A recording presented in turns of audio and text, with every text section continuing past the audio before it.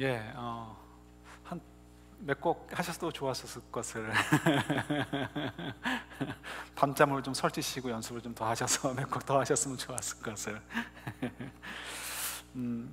여러분, 저희들이 로마서를 묵상하고 있습니다. 로마서를 묵상하는데 로마서가 아주 굉장히 귀한 말씀이면서도 사실은 우리에게 부담이 됩니다. 왜 부담이 되냐면 은혜로운 만큼 내용이 복잡하게 느껴지기 때문에 그렇습니다. 사실은 그렇게 복잡하지 않은 면이 있는데 그런 측면이 있습니다. 그럼에도 불구하고 저희들이 로마서를 읽다 보면 마치 미로에 들어간 것처럼 어디서 헤매는지 모르는 것처럼 느껴질 때가 종종 있습니다. 그 이유는 뭘까요? 그래서 저희들이 큰 그림을 좀 안다면, 마치 지도를 가지고 있다면 우리가 샌프란시스코를 잘 다닐 수 있는 것처럼 로마서를 읽을 때에도 몇 가지 이해할 점이 있습니다. 그런 이해할 점을 가지고 본다면 훨씬 헤매는 것을 줄일 수가 있지요. 우리 지난주에도 묵상하면서 말씀을 나눠드린 것처럼 로마서에 여러 기록 목적이 있는데 그 중에 가장 중심, 그래서 가장 많은 분량을 할애하고 있는 것은 로마 이 교회에 있었던 유대인 성도들과 이방인 성도들 사이의 갈등을 해결하는 문제였습니다. 근데 이 갈등은 다른 것 때문이 아니고 이 신학적인 이해 때문에 생긴 갈등이었습니다. 그래서 이 갈등을 해결해 주기 위해서 이 편지를 썼고, 그러다 보니까 그 신학적인 문제이다 보니까 어쩔 수 없이 로마서가 굉장히 신학적인 내용들을 담고 있습니다. 그런데 이 내용이 분량이 왜 이렇게 많은가?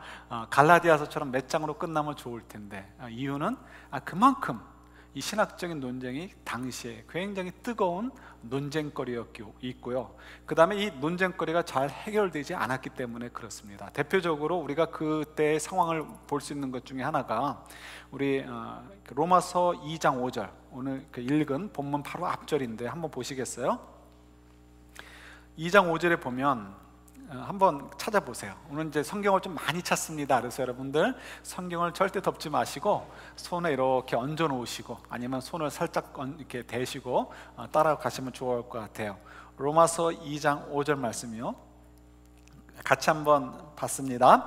다만 내 고집과 회개하지 아니한 마음을 따라 진노의 날 곧 하나님의 의로우신 심판이 나타나는 그날에 임할 진노를 내게 쌓는도다.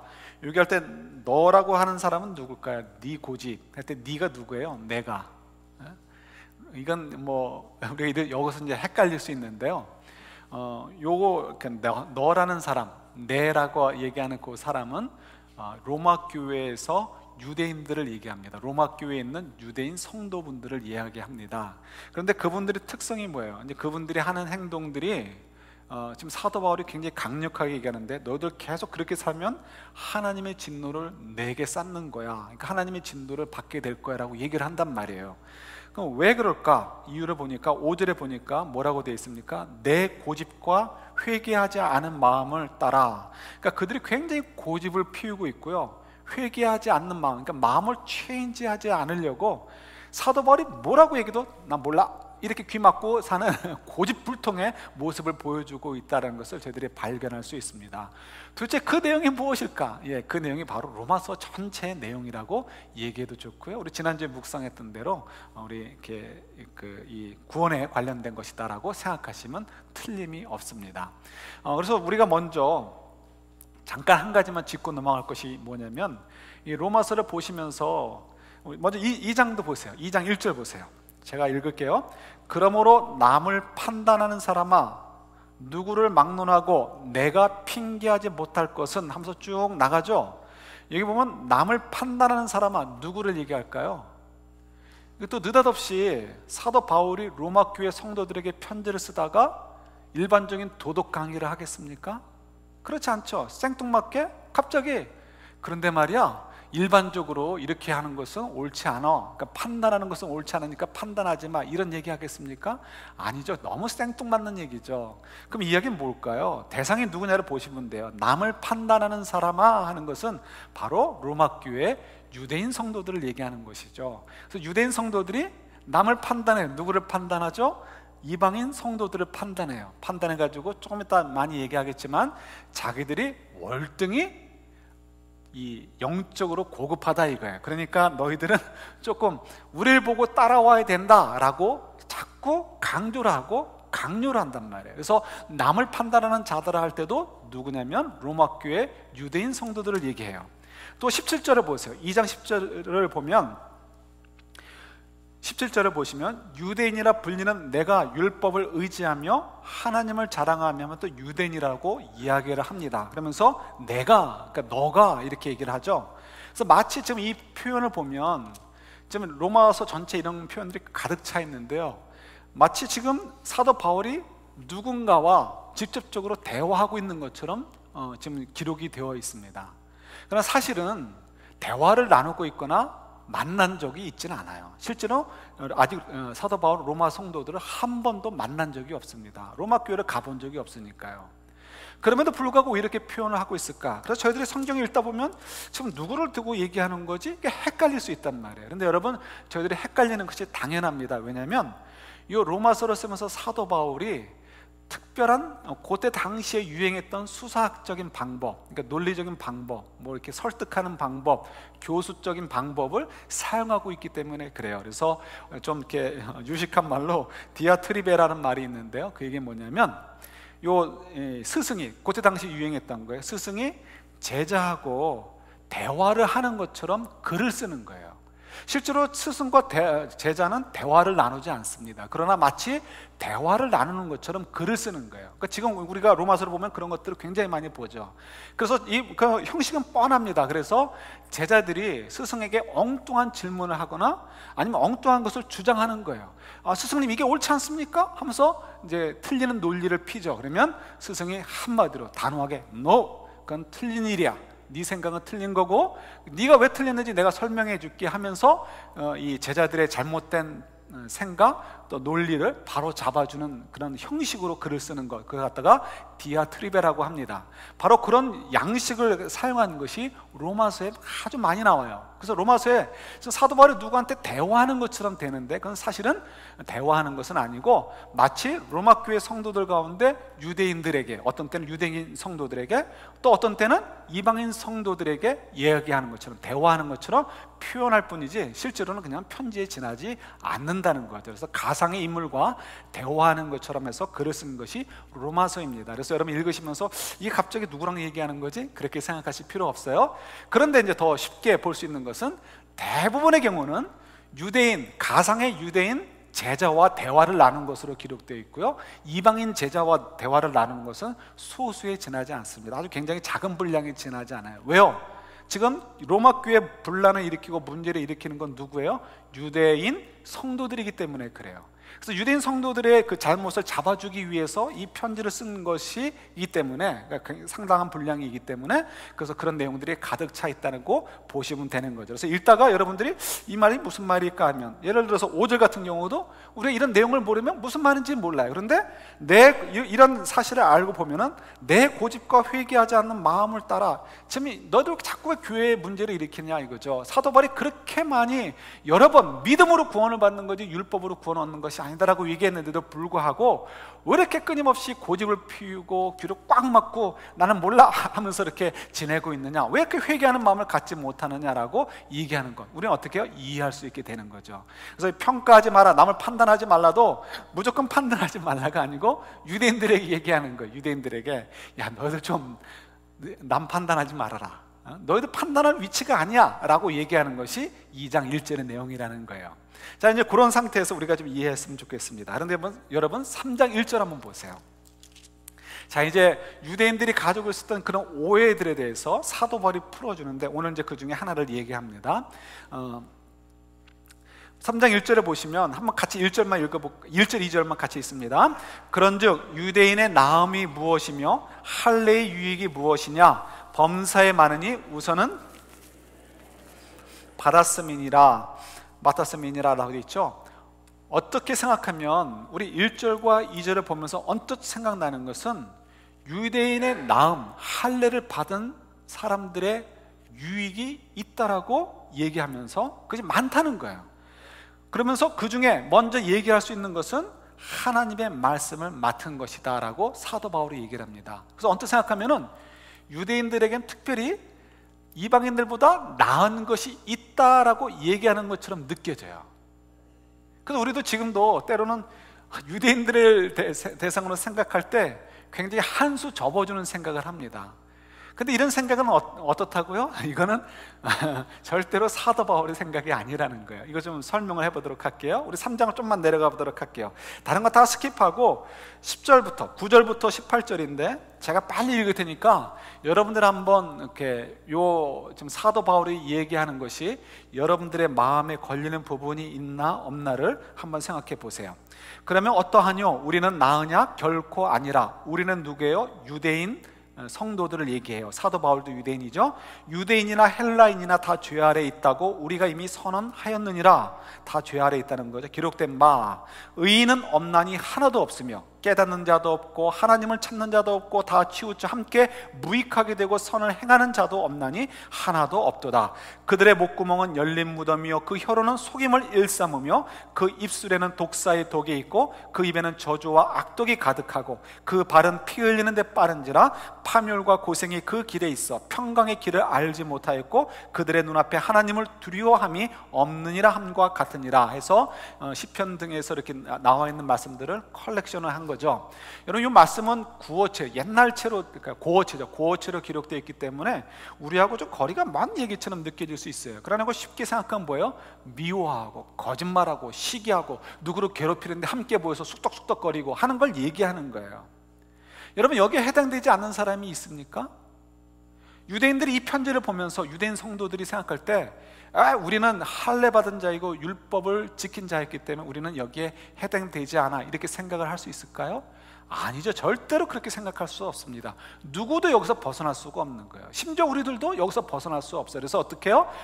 그렇구나, 우리 모두가 죄인이구나 하는 것을 사도 바울이 강조하고 가르쳐주고 있음을 보게 됩니다. 그래서 우리 또 이렇게 17절 한번 보시겠어요? 27절이요. 죄송해요. 27절. 20절 보시면 그런즉 자랑할 데가 어디냐? 있을 수가 없느니라. 무슨 법으로냐? 행위로냐? 아니라 오직 믿음의 법으로니라. 그 다음 30절 같이 있습니다. 할례자도 믿음으로 말미암아 또한 무할례자도 믿음으로 말미암아 의롭다 하실 하나님은 한 분이시니라. 그래서 지금 얘기하는 대로 유대인이나 이렇게 헬라인이나 이방인이나 또 유대인이 표현하기 좋아하는 대로 할례를 받은 사람이나 할례를 받지 않은 사람이나 모두 다 똑같다라고 사도 바울은 얘기하고 있어요. 그럼에도 불구하고 유대인들은 이걸 놓기가 싫은 거예요. 왜요? 상식적으로 생각하면 이렇게 생각할 수 있습니다. 제가 적어드린 것도 보셔도 좋아요. 유대인들이 생각할 때 하나님은 어떤 분이시죠? 의로우시고 선한 분이시고 좋은 분이셔요. 그 선하신 분이 하나님의 백성을 사랑하시겠죠. 하나님 백성을 사랑하셔서 뭘 주셨죠? 율법을 맡기셨어요. 율법을 주셨어요. 율법을 주셨을 때는 하나님께서 사랑하신 자들에게 유익하도록 하기 위해서 율법을 주셨겠죠. 그래서 유대인들의 입장에서는 율법을 다 지키지는 못해도 많은 부분들을 지키려고 애쓰고 있어요. 적어도 이방인 성도들, 율법이 무엇인지도 몰랐고 율법을 하나도 지키지 않았다가 갓 교회를 나오기 시작한 사람들보다는 그래도 하나님께서 그런 유익하라고 주신 것을 가지고 자자손손이 조상 때부터 지켜온 우리들이 영적으로 그 유익들이 쌓여있지 않겠느냐. 그러니까 우리가 무엇이든 간에 영적으로 유익할 것이다라고, 더 월등할 것이다라고 생각을 하고 있었던 거예요. 그러니까 자기들이 생각해도 그것이 합당하니까, 우리가 지금 좋은 것들을 많이 가지고 있으니까 너희들도 이 좋은 것을 좀 나누자, 함께 하자라는 의미에서 긍정적인 측면에서는 그렇게 강권하게 된 거죠. 그래서 강권한 내용들이 뭐예요? 할례를 행하라. 예수님만 믿어가지고 구원 못 받아. 할례도 행해야 되고, 또 뭐 안식일을 지켜야 되고, 또 뭐 율법 이게 얘기한 대로 음식 규례를 잘 지켜야 돼. 이런 것들을 막 강요하고 강권했던 것이 바로 유대인 그리스도인들이 가지고 있었던 문제점이었던 거죠. 우리가 쉽게 생각하면 얼마든지 그들이 생각하는 것을 이해할 수 있어요. 그러나 지금 살펴본 대로 유대인들이 생각했던 그런 영적인 판단은 다 아무 의미가 없다라는 거예요. 율법을 가지고 있던 자나 가지고 있지 않던 자나, 율법을 지킨다고 했던 자나 율법을 들어보지도 못했던 자나 모두 다 뭐예요? 주님 앞에서는 다 죄인이고, 율법의 역할은 우리 모두는 죄인이다라는 것을 드러내는데 외에는 아무것도 없다라는 거죠. 그래서 유대인들에게 유익이 있다는 거예요. 근데 그 유익이 뭐냐면 기껏해야 율법을 받아서 딜리버리 정도 해주는 정도 외에는 그들의 율법을 통해서 받는 이익이 별로 없다라고 얘기를 해줍니다. 물론 이제 다른 유익점들이 있지만 여기서 이제 포커스를 맞추는 것은 그 내용을 얘기하는 거죠.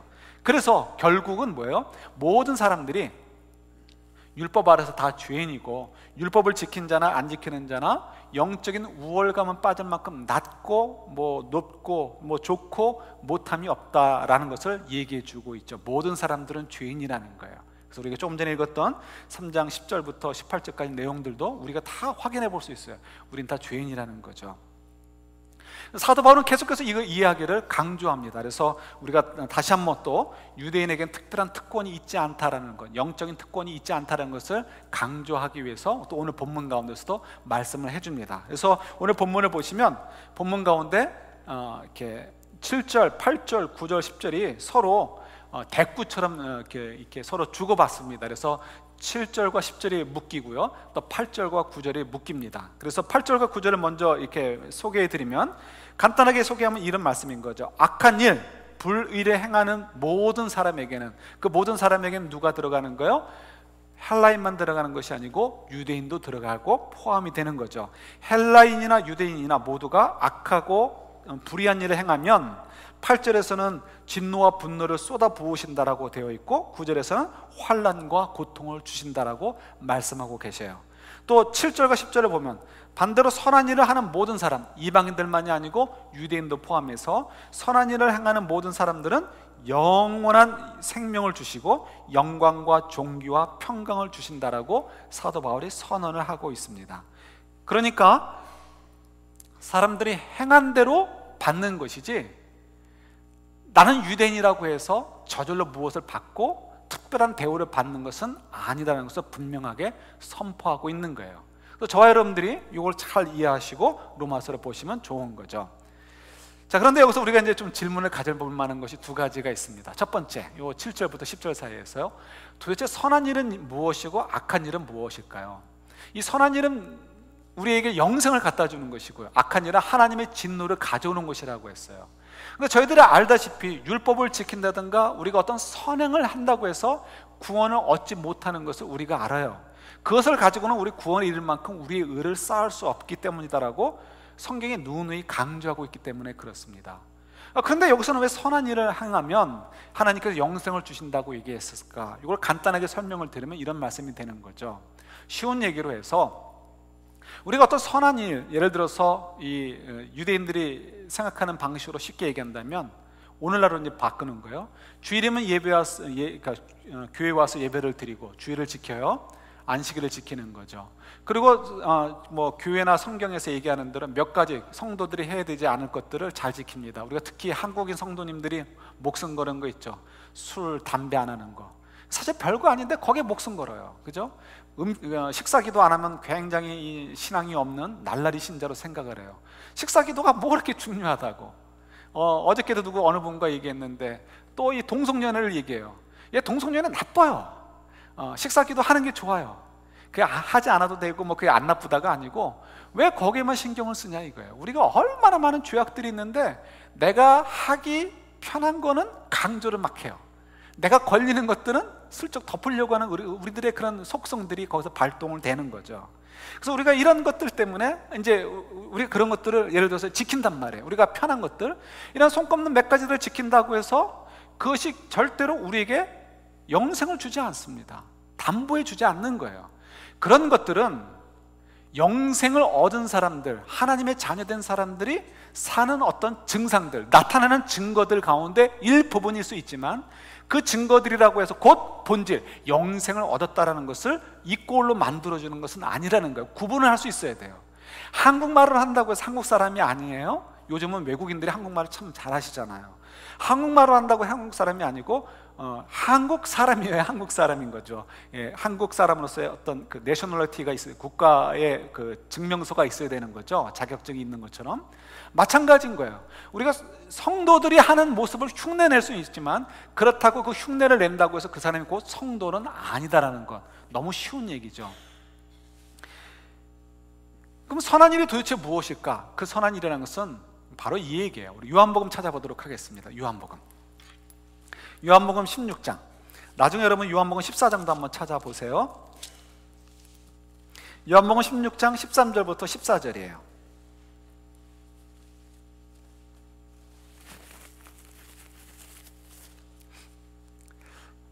신약성경 175페이지입니다 13절 14절. 자, 같이 봤습니다. 그러나 진리의 성령이 오시면 그가 너희를 모든 진리 가운데로 인도하시리니 그가 스스로 말하지 않고 오직 들은 것을 말하며 장래의 일을 너희에게 알리시리라. 그가 내 영광을 나타내리니 내 것을 가지고 너희에게 알리시겠습니다. 자, 여기 보시면 진리의 성령이 오시면, 이 성령이 오시면 누구에게 임해요? 하나님의 백성들에게 임하는 거죠. 그래서 저희들이 적어도 가라지는 아니고 알고라면 저희 모두에게는 성령님이 임하고 계셔요. 예수님께서 우리에게 성령 세례를 주셨기 때문에 그렇습니다. 그래서 성령께서 우리 속에 들어오셔서 우리를 이렇게 인도하고 계시단 말이에요. 그래서 나머지 내용들은 뭐냐면 성령께서 우리 속에 거하시면서 우리에게 하나님의 뜻을 알려주시고 예수님의 교훈을 알려주시면서, 그래서 그 알려주는 걸 통해서 그렇게 살라라는 것을 알려주시는 거죠. 그래서 우리가 어떻게 살아야 될 것인가 성령께서 가르쳐 주시는데, 그 성령께서 가르쳐 주실 때 그 음성을 따라 순종하고 살아가는 것, 그것이 바로 선한 일이라는 거예요. 선한 일이라는 것은 단지 주일날 교회 예배 온다 이런 의미가 아니고 본질적인 의미예요. 여기서 얘기하는 선한 일은 본질적인 의미입니다. 그래서 우리가 성령의 음성을 듣고 성령의 인도하심을 따라 산다면 그것은 선한 일이 되는 것이고, 성령의 음성을 듣고 성령과 교통이 되지 않고 성령의 인도하심을 받지 않고 성령의 통치를 받지 않는 사람은 주일날 예배를 보러 와도 그 사람은 악한 일을 하는 것이지 선한 일을 하는 것이 아니라는 뜻이에요. 그래서 저희들에게 정말 중요한 것은 뭐냐면 우리가 이 성령의 세례를 받아서 성령의 음성을 듣고 성령의 인도하심을 따라 사느냐 아니냐, 이것을 저희들이 잘 주의 깊게 생각을 하셔야 돼요. 그래서 로마서 8장에도 보면 우리가 나중에 가서 참 깊게 묵상을 할 텐데, 거기 보면 육체를 따라 사는 사람과 영을 따라 사는 사람을 구분을 합니다. 그래서 이것은 이렇게 쉽게 얘기한다면 육체를 따라 사는 사람은 세상 사람들을 얘기해서 사단이 요구하는 대로 살아가는 사람, 그러나 영을 따라 사는 사람은 성령께서 인도해 주시는 대로 새로 창조해 주신 새 영, 속사람을 따라서 사는 사람을 영을 따라 사는 사람이라고 얘기를 합니다. 그래서 영을 따라 사는 삶, 또 성령을 인도하심을 따라 사는 사람이 바로 선한 일을 하며 사는 사람이다라고 저희들이 얘기할 수 있어요. 그래서 저희들이 육체의 할례를 받은 것은 아무 의미가 없어요. 마음의 할례를 받은 사람이 성령의 세례를 받은 사람이고, 성령의 세례를 받은 사람이 성령의 인도하심을 따라 사는 삶 그 자체가 선한 일이 되는 것이고요. 그리고 그렇지 않을 때는 그것은 악한 일이 되는 것임을 저희들이 알 수가 있죠. 조금 더 여러분들의 이해를 돕기 위해서, 이거 좀 어려울 수도 있지만 간단하게 짚고만 넘어간다면, 여러분 사울과 다윗을 비교해 보세요. 도덕적으로 누가 더 깨끗해요? 비교할 수 없을 정도로 사울이 깨끗해요. 사울은 적어도 남의 여인을 뺏어오지 않았어요. 그 여인을 뺏어오면서 그 남편을 죽이지도 않았어요. 다윗은 그 일을 했어요. 어지간하면 다윗이 죽을 사람이고 다윗이 쫓겨날 사람이에요. 그런데 하나님께서 그는 용서해 주시고 사울은 용서해 주지 않으셨어요. 왜 그럴까요? 사울은 성령의 인도하심을 받았던 사람이 아니에요. 성령이 임했을 때 그에게 영적인 다른 은사가 아니고 왕으로서의 통치할 수 있는 능력을 주셨을 뿐이지, 하나님의 자녀들이 누리는 영적인 그런 은혜를 주신 건 아니에요. 그러니까 그 일이 끝나자마자, 왕으로서의 역할이 끝나자마자 성령께서 그를 떠나시는 것을 보게 되는 거죠. 반대로 다윗은 그렇지 않았습니다. 다윗은 도덕적으로 실패한 것, 너무나 큰 실수를 했지만 그러나 그는 성령을 따라 살았던 사람이에요. 그러니까 곧 회개하게 되고 하나님 앞에 엎드릴 수 있었고 그 죄의 대가를 또 받게 되기도 했던 거죠. 그래서 저희들이 이것을 굉장히 어려운 부분이지만 선한 일, 이것 특별히 로마서 2장에서 얘기하는 선한 일이 무엇인가, 악한 일이 무엇인가를 잘 구분을 하셔야 돼요. 적어도 여기서는 도덕적인 얘기를 하는 것이 아니고 성령의 인도하심을 따라 사는 사람이냐 아니냐를 얘기하는 거예요. 그래서 그걸 통해서 지금 이 로마의 유대인 성도들에게 뭘 얘기해요? 너희들 마음의 할례를 받은 사람이냐 아니냐, 성령의 인도하심을 받는 사람이냐 아니냐, 그걸 확인해야 되는 거지. 너희들이 육체의 할례를 받았건 안 받았건 그건 아무 소용이 없단다 하는 것을 또 간접적으로 가르쳐주고 있는 거죠. 또 하나 우리가 질문을 가질 것이 있어요. 이건 참 우리의 오해가 될 수 있고, 이 오해를 풀지 않으면 우리 스스로를 곤란하게 만들 수가 있고 또 우리를 힘들게 만들 수가 있죠. 그 오해는 이거예요. 7절부터 10절까지 보면 곤란한 일, 환난을 당하는 사람은 어떤 사람이라고 정의를 내려주죠. 하나님께서 벌 주는 사람이에요. 하나님께 범죄했기 때문에 하나님께서 그를 정신 차려 하라고 해서 벌 주는 사람, 그래서 하나님께 벌 받는 사람이 곤란과 환난을 당한다라고 기록되어 있어요. 반대로 하나님께서 보실 때 기뻐하실 만한 일, 그러니까 성령의 인도하심을 따라 사는 선한 일을 행하는 사람은 영원한 생명을 주시고 영광과 존귀와 평강을 주신다라고 약속이 되어 있어요. 자, 그런데 여러분, 우리가 눈을 뜨고 보세요. 눈을 뜨고 보면 정말 신앙생활을 잘하는 사람, 성실한 사람들이 반대로 환난과 곤란을 더 많이 당하는 것을 보게 됩니다. 이게 성경적이에요. 믿음 생활을 잘하는 사람이 당연히 사단이 지배하는 이 땅 속에 살고 있기 때문에 더 많은 고난과 환난을 받게 돼 있단 말이에요. 그 다음 주님께서 여기서 얘기해 주신 것, 사도 바울을 통해서 얘기해 주신 것이 도대체 무슨 의미인가? 말씀은 그냥 성경책에 기록되어 있는 것이고 우리 인생은 다른 거야, 이런 의미로 우리에게 가르쳐 주시려고 할까? 그렇다면 우리가 여기 있는 말씀은 무슨 의미로 읽겠고 믿을 수 있겠어요? 이 말씀대로 어떻게 예수님께서 죽으시고 부활하셨다는 사실을 우리가 믿을 수 있겠습니까? 여기 기록되어 있는 말씀은 다 실제와 연결이 되어야 되고 실제 속에서 증명이 되어져야 되는 거죠. 그럼 도대체 이 말씀이 어떻게 우리가 이해하면 좋을까요? 우리가 아주 쉽게 생각하면 좋습니다. 예를 들어서 예수님의 예를 한번 들어서 생각해 볼까요? 예수님께서 이 땅에 오셔서 고난을 당하셨어요. 매를 맞으시고 사람들의 배척을 당하시고 마이너리티가 되셨어요. 그리고 사람들에게 막 욕을 먹게 되었어요.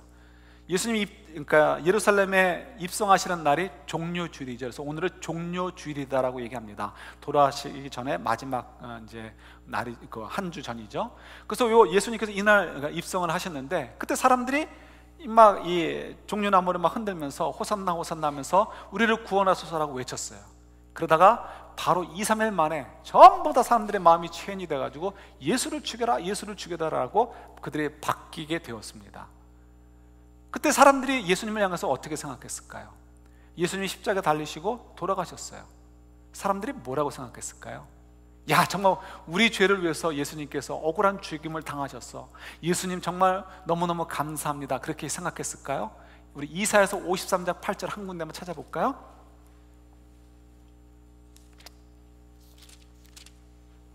이사야서 53장 8절입니다.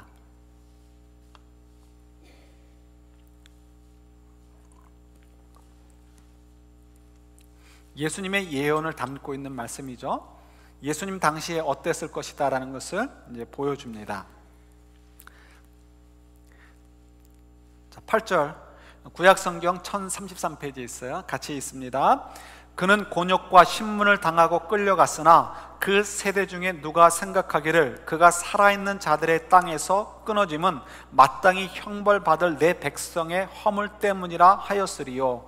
그 얘기는 뭐냐면 예수님께서 곤욕을 당하시고 곤란을 당하시고 신문을 당하시고 죽임을 당했을 때 그때 당시 사람들 가운데 누가 예수님이 우리 죄 때문에 이런 고난을 받는다라고 얘기하겠냐는 거예요. 다 예수님은 어떻게 생각해요? 예수님이 지 죄 때문에, 지가 선지자 노릇하려다가 하나님의 저주를 받아서 이렇게 죽임을 당했다, 고난을 받는다라고 생각을 한다라고 할 것이다라고 이사야가 예언을 하고 있는 거죠. 왜 그렇게 생각을 하죠? 신명기서 21장 22절에 보면 나무에 달려 죽는 사람이 있어요. 누가 나무에 달려 죽어요? 하나님의 저주를 받은 사람이 나무에 달려 죽는다라고 기록이 되어 있습니다. 그런데 막상 보니까 예수님이 나무에 달려 돌아가신 거예요. 그러니까 제자들도 거기서 샥을 먹고 도망을 가는 거예요. 물론 두려워서도 도망을 가지만 혼란이 오게 되는 거예요. 분명히 예수님은 하나님의 아들이셨는데 어떻게 우리 율법에 기록되어 있는 거에 의하면 하나님의 저주를 받은 자의 형벌을 받고 있을까? 거기서 샥이 오고 혼돈이 오고, 그러니까 도망가는 더 이렇게 기발자가 되기도 하는 거죠. 여러분 어떻습니까? 당시 사람들이 그렇게 생각했던 것처럼 예수님이 정말 하나님 앞에 범죄해서 하나님의 징벌을 받아서 그렇게 십자가의 고난을 당하신 건가요? 사람들한테 배척을 당하신 건가요? 아니죠. 무엇 때문이죠? 우리 죄 때문이란 말이에요. 그러니까 결론적으로 얘기한다면 예수님이 보여주신 것만 봐도 고난을 받는다고 해서 그것이 그대로 하나님의 저주가 아니다라는 것을 저희들이 알 수가 있어요. 사도 바울은 더 말할 것도 없죠. 사도 바울은 정말 많은 고난을 받았던 사람이에요. 그러나 어느 누구도 사도 바울이 하나님의 저주를 받아서 그런 고난을 받는다라고 이야기하지 않습니다. 그렇다면 하나님께서 왜 우리 믿는 사람들, 성실한 사람들에게 고난을 주실까요? 고난을 주신 이유가 여러 가지가 있습니다. 예를 들어서 하나님께서 우리가 연약해질 때, 우리의 능력으로 할 수 없습니다라고 고백을 하게 될 때 하나님을 붙잡게 되니까 하나님과 우리의 관계를 묶어두기 위해서 사랑의 띠로 우리에게 고난을 주신다라고 우리가 여러 번 묵상을 해보았어요. 그것도 하나의 이유가 될 수 있어요. 또 다른 이유도 있죠. 저희가 왜 이 땅에 살고 있죠?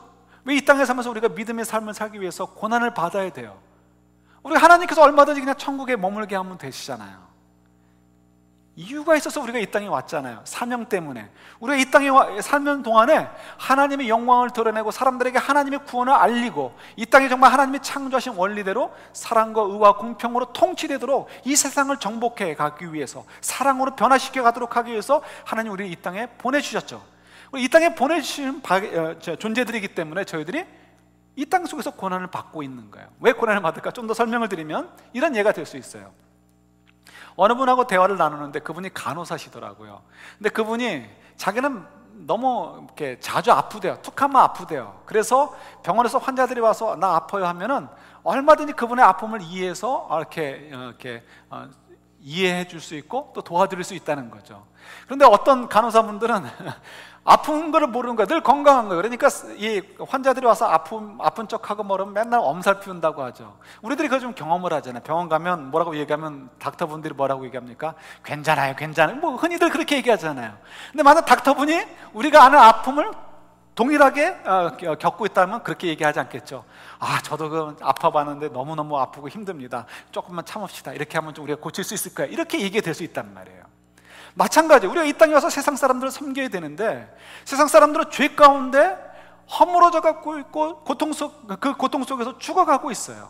그들의 영적 싸움 때문에 너무너무 힘들어하고 있어요. 근데 저희들이 그 고통을 모른다면, 영적인 싸움을 모른다면, 사단과의 싸움의 그 무거움을 모른다면, 죄와의 싸움의 그 무거움을 모른다면 우리가 어떻게 그들을 도와줄 수 있겠어요? 그러니까 하나님께서 우리에게 고난을 주신 이유 중에 하나는 우리가 이 땅에 온 목적대로 우리가 잘 섬기다가 하나님 앞에 갈 수 있도록 하기 위해서 우리에게 그런 그 고난을 우리에게 허락해 주시는 것이기도 하지요. 그래서 우리가 고난에는 여러 이유가 있습니다. 그러니까 고난을 너무 억울해 하실 필요가 없어요. 한 가지 중요한 포인트가 있습니다. 우리 빌립보서 1장 14절인데요 제가 적어드린 거 한번 보세요. 이건 이제 표준세 번역인데 이 번역이 참 좋은 것 같아요. 이 본문은 왜 하나님께서 우리에게 고난을 주셨을까? 중요한 또 한 가지인데 제가 나눠드린 거 보셔요. 같이 있습니다. 주님 안에 있는 형제 자매 가운데서 많은 사람이 내가 갇혀 있음으로 말미암아 더 확신을 얻어서 하나님의 말씀을 겁없이 더욱 담대하게 전하게 되었습니다. 이 말씀은 사도 바울이 로마 교도소에서 갇혀서 쓴 내용이에요. 편지인데 그때 당시 자기의 상황을 설명하고 있는 것 가운데 한 구절입니다. 그 말씀을 보니까 14절에 보니까 주님 안에 형제 자매들 가운데, 이 형제 자매라는 것은 아마도 로마 교회 성도들이거나 아니면 사도 바울이 교도소에 갇혔다는 얘기를 들은 여러 도시의 성도들이 될 수 있겠죠. 그 소문을 들었거나 그 광경을 직접 목도한 사람들 가운데 많은 사람이 어떻게 되었다고요? 사도 바울이 갇혀있는 것을 보면서 생각을 하게 되었다는 거예요. 어떤 생각을 했을까요? 사도 바울 저 사람이 똑똑한 사람인데 미친 사람도 아니고 왜 무엇 때문에 예수라는 그 분을 믿기 위해서 저렇게 모든 것들을 내려놓고 저런 고난을 당하고 있을까? 이런 생각을 해보게 되는 거예요. 생각을 해보다 보니까 사도 바울, 우리가 아는 것처럼 똑똑하고 미친 사람이 아닌데 그럼에도 불구하고 저 사람이 저 길을 가는 걸 보니까 정말로 사도 바울이 지금 전하는 그 복음, 예수라는 그 복음, 그건 정말 가치 있는 것인가 보다 라고 사람들이 동일하게 되었다는 거예요. 깨닫게 되었다는 거예요. 그래서 더 용기를 얻어가지고, 그래 우리도 이 복음을 더 굳게 붙잡자라고 다짐하면서 복음을 담대하게 증거하게 되고 더욱 신앙에 굳게 서게 되었다라고 지금 14절에서 그것을 설명하고 있어요. 왜 고난을 주었을까? 우리가 여기서 한 가지를 굉장히 중요한 부분을 발견할 수 있죠. 사도 바울도 마찬가지예요. 여러분, 사도 바울은 사도니까 다메섹 도상에서 예수님의 그 영광을 봤으니까 그 다음에는 그냥 신앙이 이만큼 뛰어가지고 우리와는 다른 차원으로 그냥 끝까지 갔을 것이다 생각하시죠? 아니요, 그렇지 않습니다. 사도 바울도 우리처럼 밑바닥에서 시작을 해서 계속해서 성장해 가는 거예요. 어떻게 성장해 가죠? 고난을 받으면서, 고난을 받을 때마다 내가 왜 이런 고난을 받아야 되는가? 그런데 가만히 생각해 보니까 다메섹 도상에서 봤던 그 영광스러운 예수님의 모습, 그리고 3층 전 하늘에 올라와서 봤던 천국의 그 아름다운 모습, 나도 그 영광에 참여하게 될 것이고 나도 그 천국에 가서 영원토록 누리게 될 그 기쁨을 생각하게 되니까요, 그래 내가 이 받는 고난이 아무것도 아니야 라고 생각이 되어지는 거예요. 고난이 깊어지면 깊어질수록 나를 택하셔서 나에게 이 보물을 주신 하나님의 그 은혜를 더욱 깊이 묵상하게 되고, 하나님께 주신 나의 그 보물이 얼마나 가치 있는 것인가, 이 큰 고난 속에서도 나는 포기할 수 없어 라는 것을 고백하게 되고, 그런 말미암아 신앙이 점점 더 성숙하게 되어지죠. 사도 바울만이 아니고 그 광경을 보면서 이미 많은 성도들이, 지금 14절에 기록되어 있는 대로 많은 성도도 그렇게 보고 느끼게 돼요. 그래서 정말 많은 사람들이 더 굳은 믿음으로 서게 돼서 복음을 담대하게 전하게 되었다라고 사도 바울이 얘기하고 있죠. 근데 적어도 저희들이 고난을 왜 주시는 것인가를 우리가 또 확인해 볼 수 있어요. 맞아요, 우리에게 주신 이 복음, 이 보물이 얼마나 가치 있는 것인가를 우리가 알기 위해서는, 제대로 깨닫기 위해서는 우리가 고난을 받지 않고는 될 수가 없습니다. 정말 진주 장수의 비유처럼 내가 코스트를 지불하면서 사지 않는 한은 내가 사게 될 물건이 얼마나 가치 있는지는 우리는 알지 못해요. 그러나 정말 저희들이 애를 써서 모든 것을 팔아서 그 물건을 사게 될 때 이 물건은 정말 귀한 거라고 고백할 수 있는 것처럼 우리에게 주신 보물의 가치를 드러내도록 하시기 위해서, 깨닫도록 하시기 위해서 우리에게 고난을 주신다는 거예요. 그래서 여러분, 고난을 여러분 슬퍼하지 말고 무겁게만 생각하지 마세요. 자, 정리를 해봅니다. 여러분, 우리에게 정말 소중한 것은 무엇일까요? 우리가 어떤 음성을 듣고 사느냐는 거 하는 것이 중요합니다. 우리 사도 바울이 지금 얘기하는 것을 주목하십시오. 유대인들에게 곤란한 점이 뭐예요? 그들의 오해였습니다. 우리는 영적인 특별함이 있다고 생각을 해요. 우리는 주일이면 예배 와서 예배 드리고 20년, 30년, 40년 혹은 조상 대대로 몇 대째 예수를 믿고 있어. 그러니까 우리는 뭐 틀림없어, 구원 틀림없어, 이렇게 착각에 빠져 살 때 어떤 문제가 발생하죠? 자기도 하나님의 그 은혜가 얼마나 소중한 것인가, 그 은혜의 깊이에 들어가지를 못해요.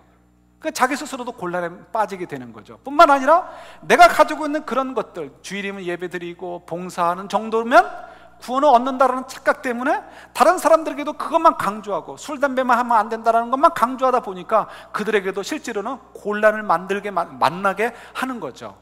그래서 저희들이 무엇이 정말 선한 일이고 악한 일인가를 잘 생각해야 돼요. 결론적으로 얘기하면 뭐예요? 우리와 저와 여러분들이 하나님과 어떤 관계를 맺고 있고 사느냐, 그거를 깊이 생각을 하셔야 돼요. 내가 지금 성령의 음성을 듣고 사느냐, 성령 안에 살고 있느냐 아니냐, 그걸 확인하셔야 되죠. 그러기 위해서 우리가 꼭 필요한 것, 지금 사도 바울이 계속 얘기하는 것, 모든 사람은 죄인이라는 것, 우리는 영적으로 무능하다는 것을 고백할 수 있어야 돼요. 그걸 정말 발견할 수 있어야 돼요. 영적인 무능함은 우리가 머리로만이 아니고 가슴으로 고백하지 못하면 우리는 유대인들처럼 계속해서 고집을 피우고 회개할 줄 모르는 영혼으로 우리가 살다가 끝날 수 있습니다. 그러면 스스로 굉장히 곤란을 만드는 인생이 되어질 수밖에 없죠. 어느 여대생이 있었습니다. 신앙생활을 굉장히 어려서부터 잘해와서 대학에서도 열심히 훈련을 받았습니다.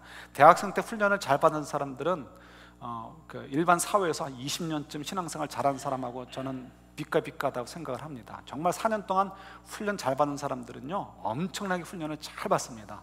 여러분들이 평생 배워야 될 내용들을 4년 동안에 공부를 하게 되고요, 그것들을 가지고 굉장히 하드하게 훈련을 받기 때문에 그래서 아주 뛰어난 인재들이 많이 배출이 되어집니다. 그래서 사실은 학교를 갈 때는 그 학교가 이렇게 랭킹이 몇 위냐도 중요할지 모르겠지만 그 학교가 정말 좋은 크리스천 클럽이 있느냐 없느냐, 그러니까 양육 시스템이 있는 학교냐 없느냐가 굉장히 중요한 것 같아요. 어쨌든 그 자매가 그 좋은 그런 시스템 속에 들어가서 공부를 해서 이제 뭐 이렇게 정말 아주 좋은 신앙인이 되었습니다. 그래서 그분이 이제 그 의료계통에서 일을 했는데 자기가 나온 좋은 대학이에요. 한국의 좋은 대학인데 대학에서 운영하는 대학병원으로 잡을 얻게 되었습니다. 그러니까 그 졸업할 때 몇 손가락 안에 들었다는 얘기죠. 갔는데 사람들이 이제 사랑을 막 해줍니다. 신앙을 따라서 누가 뭐라 그래도 다 그걸 이렇게 기쁨으로 받아주고 얘기하는 대로 고쳐주려고 애쓰고, 그리고 불평하지 않고, 워낙 준비가 되어서 갔으니까. 그렇게 몇 년 하다 보니까 승진이 빠르게 되고요, 윗사람들로부터 계속 인정을 받게 되고, 그리고 아랫사람들을 다스리게 되었습니다. 근데 아랫사람들에게도 위에서 뭐라 그러면 자기가 그냥 다 욕먹고 밑에 사람들에게 일체 티를 내지 않고, 밑에서 뭐 불만을 얘기해도 자기가 다 이렇게 가능한 대로 해소하고 위에다 얘기하지 않고, 이런 식으로 하니까 뭐 관계들이 너무 좋은 거죠. 그리고 그러니까 자연스럽게 밑에 사람들도 요 이제 자매를 잘 따라붙고, 그래서 함께 제자 훈련도 하고 이런 것들이 많이 벌어졌다는 거예요. 그런데 이제 그런 생활을 하다가 미국을 오게 되었습니다. 미국으로 왔는데 그런 모든 어드밴티지가 다 없어지게 되는 거죠. 그 전까지만 해도 자기 방패막이 되어졌던 선후배 관계, 이런 것도 없어지게 되고 좋은 잡도 갖지 못하게 되었습니다.